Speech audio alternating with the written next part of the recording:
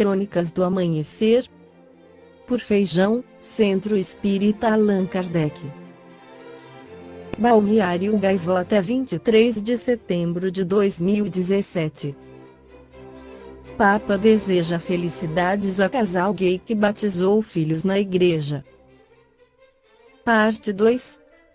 O Papa Francisco desejou felicidades para a família do líder do grupo Dignidade que representa a comunidade LGBT, Tony Reis. O casal, formado por Tony e David Arradi, adotou 3 crianças que foram batizadas na Igreja Católica, a Catedral de Curitiba, em abril deste ano.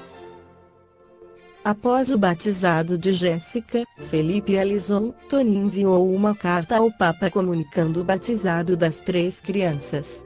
Nós tivemos o evento, isso nos fez muito feliz com a benção da igreja para as crianças, era desejo delas serem batizadas. Como fomos visitar Roma, mandamos uma carta agradecendo à Igreja Católica por ter nos recebido e nos aceitado, já que nós, homossexuais, fomos historicamente queimados pela Santa Inquisição, afirmou. Ao voltar de viagem, a família encontrou a carta assinada pelo assessor do Vaticano, Monsenhor Paolo Borgia, com a foto e assinatura do Papa Francisco. Nós ficamos muito felizes e emocionados. É um assunto íntimo e familiar, mas nós resolvemos divulgar para mostrar que alguma coisa está mudando na relação da igreja com a comunidade LGBT, comemorou. É a carta de um sumo sacerdote, é isso um fato. Fiz questão de mostrar o papel timbrado e as assinaturas para que não haja dúvidas, contou. As felicitações foram encaminhadas através de Borgia. Ao agradecer, da parte do sucessor de Pedro, o testemunho de adesão e as palavras de homenagem, posso acrescentar também o Papa Francisco lhe deseja felicidades, invocando para a sua família a abundância das graças divinas, a fim de viverem constante e fielmente a condição de cristãos, como bons filhos de Deus e da Igreja, ao enviar-lhes uma propiciadora bênção apostólica, pedindo que não esqueçam de rezar por ele. Diz a carta. O espírito Benedita Fernandes, no livro Terapêutica de Emergência, psicografado por Divaldo Pereira Franco na mensagem intitulada Criança e Família, afirma que sempre que se tenha em pauta a discussão do futuro da humanidade, a questão vital, que de imediato ressalta, diz respeito à criança.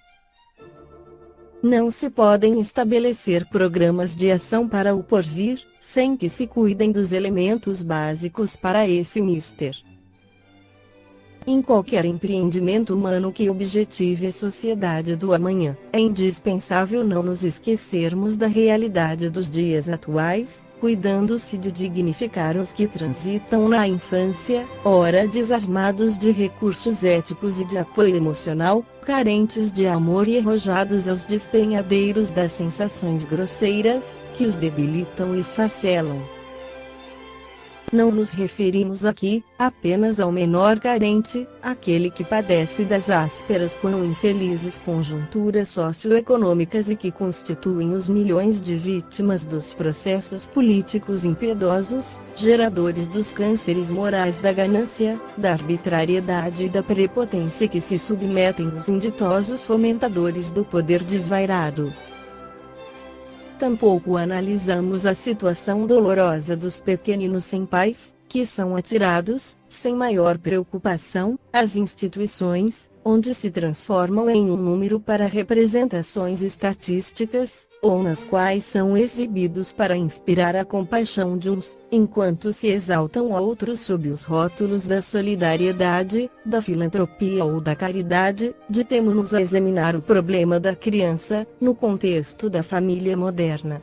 Quando os sentimentos do amor e do dever se fazem substituídos pelas fórmulas simplistas e pelas ações fáceis, mercantilizadas, de assistência moral e educacional. tomando-se vítima, insensivelmente, do processo tecnológico avançado, o homem vem cedendo aos automatismos que o vencem, em detrimento das realizações com que se felicitaria, não se permitisse exageros na pauta das ambições do ganho e do gozo.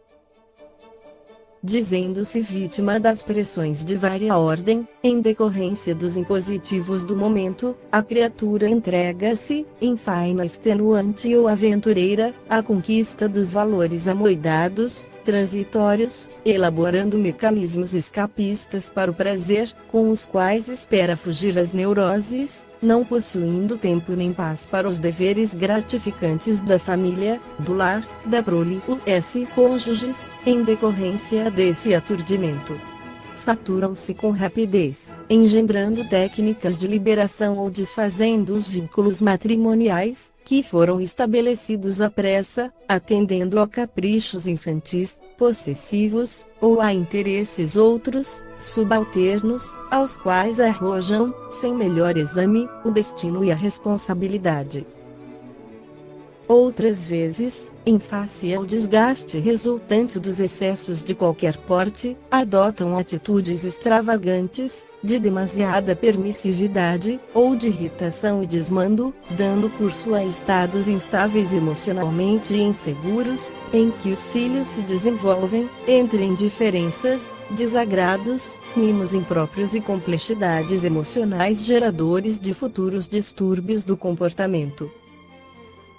Quando afloram os problemas, na difícil convivência doméstica, recorre-se, apressadamente, a soluções de psicólogos ou psicanalistas, ou educadores talvez sem vivência dessas dificuldades, honestamente interessados, é certo, que deverão realizar em breves horas, adrede marcadas, o que se malbaratou nos demorados dias da convivência familiar. Os frutos de tal sementeira são, sem dúvida, amargos ou precipitadamente amadurecidos, quando não despencam da haste de segurança, em lamentável processo de deterioração. Ocorre que a família é o núcleo de maior importância no organismo social.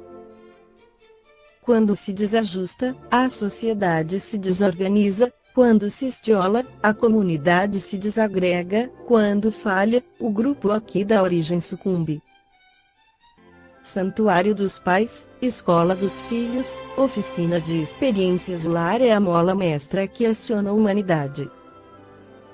Nele caldeiam-se os sentimentos, limam-se as arestas da personalidade, acrisolam-se os ideais, santificam-se as aspirações, depuram-se as paixões e formam-se os caracteres, numa preparação eficiente para os embates inevitáveis que serão travados, quando dos relacionamentos coletivos na comunidade. Isto, porém, quando o lar, por sua vez, estrutura-se sobre os alicerces ético-morais dos deveres recíprocos, cimentado pelo amor e edificado com os materiais da compreensão e do bem. Sem tal argamassa, desmorona-se, facilmente, embora permaneça a casa onde se reúnem e se agridem as pessoas, em beligerância contínua, dando início, pela sucessão dos conflitos travados, às grandes lutas que assolam as comunidades, inspirando as guerras a que se atiram as nações. O lar é o suporte material da família, que se constrói na casa onde residem as criaturas, independendo dos recursos financeiros ou dos requintes exteriores de que esta última se revista. São o comportamento, as atitudes, as expressões de entendimento fraternal e de responsabilidade que edificam o lar, formando a família, pouco importando as condições físicas do lugar em que toma corpo. A criança, que vive na psicosfera de um lar harmônico, no seio de uma família que se compreende e se ajuda, transforma-se no elemento seguro de uma futura humanidade feliz. Todo investimento de amor que ora se dirige à criança é de emergência. Sem embargo, de igual necessidade é a educação dos adultos antes que assumam a responsabilidade da progenie, impedindo-os de transferir as suas inseguranças, descontroles, imaturidades, conflitos com que condenam o futuro a imprevisíveis desastres, de que já se tem mostras, a todos arrastando a irreversíveis situações de dor, que se alongam depois do desgaste físico, nos largos cursos da vida espiritual. Tarefa desafiadora para educadores e sociólogos, psicólogos e demais estudiosos do comportamento e da personalidade humana, o grave problema da dissolução da família e o consequente abandono a que vai relegada a prole. Adultos caprichosos e desajustados projetarão suas emoções nos filhos, em formação de estruturas psicológicas, que lhes assimilarão as agressões e os conflitos, originando-se uma reação em cadeia que explodirá, volumosa, mais tarde, no organismo social. É circunflexo, lamentável e dolorosa a situação das crianças que não dispõem de recursos e foram de cedo arrojadas à carência, à orfandade.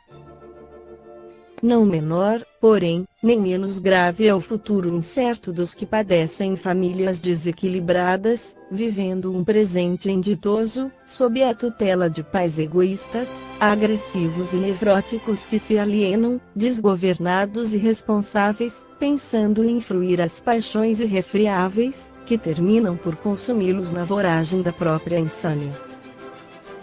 Ao Espiritismo, com a sua visão cristã e estrutura filosófica superior, cabe a tarefa imediata de voltar os seus valiosos recursos para a família, trabalhando o homem e conscientizando das suas responsabilidades inalienáveis perante a vida, quanto informando sobre a finalidade superior da sua existência corporal, demonstrando-lhe a indestrutibilidade do ser, bem como preparando para as vitórias sobre si mesmo. O conhecimento espírita fará que se esforce por agir com acerto, recuperando-se, na convivência de que a reencarnação ora lhe faculta, dos erros transatos, enquanto lhe oferece as oportunidades superiores para o seu futuro ditoso. Com o homem renovado e responsável, surge o lar equilibrado e sadio, onde se formará a criança enobrecida, rumando para uma sociedade melhor. Pensando-se, portanto, em termos de futuro, a criança deverá ser sempre a preocupação primeira, e a família, a modeladora inevitável que a trabalha preparando-a para o amanhã, constitui o grande desafio que nos cumpre atender com elevação e dignidade. Parafraseando Jesus, repetimos: deixai que venham a mim os pequeninos, porque a família feliz e nobre pertencerá ao reino dos céus.